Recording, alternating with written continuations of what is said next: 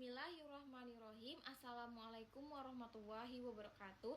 Perkenalkan, nama saya Puja Kusumawati dari kelas 6B Hukum Tata Negara dengan NIM 1062200022. Baiklah, di sini saya akan membuat tugas video dari mata kuliah Hukum Acara Pidana, di mana materi tersebut yang saya jelaskan dari materi kelompok 1 yang berjudul Ruang Lingkup Pra-Peradilan, pihak yang bisa mengajukan pra-peradilan, dan upaya hukum terhadap putusan pra-peradilan.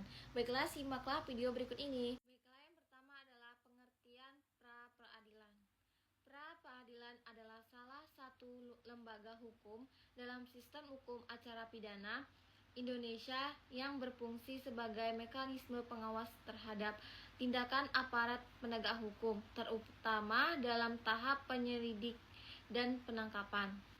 Pengertian pra-peradilan secara umum adalah upaya hukum yang dapat diajukan oleh tersangka, keluarganya, atau pihak lain untuk meminta pengadilan negeri menguji sah atau tidaknya tindakan penyidik atau penuntut umum dalam hal-hal tertentu.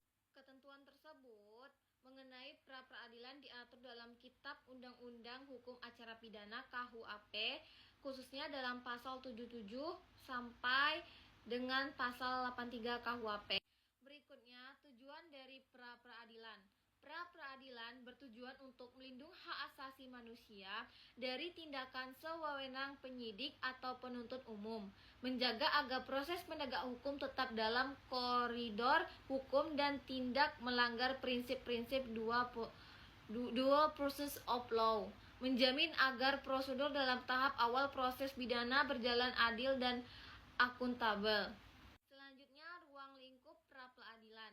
Ruang lingkup pra-peradilan adalah sebagai salah satu mekanisme hukum penting di Indonesia, memiliki ruang lingkup yang luas dan mencakup sebagai aspek dalam proses hukum.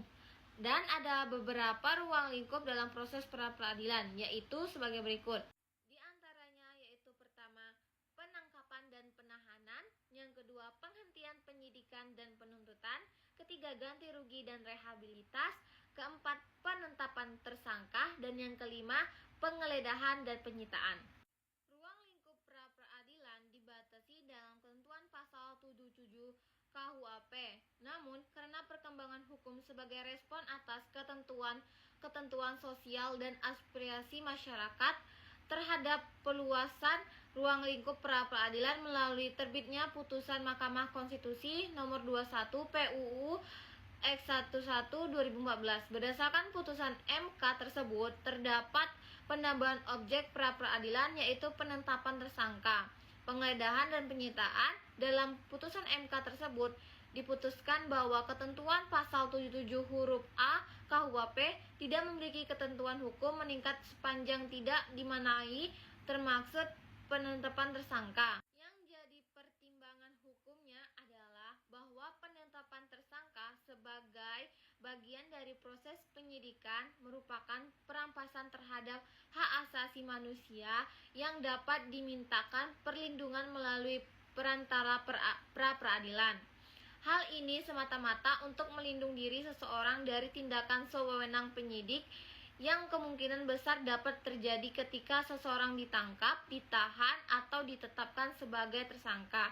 Hingga saat ini, penetapan tersangka, penyitaan, dan penggeledahan termasuk dalam objek pra-peradilan.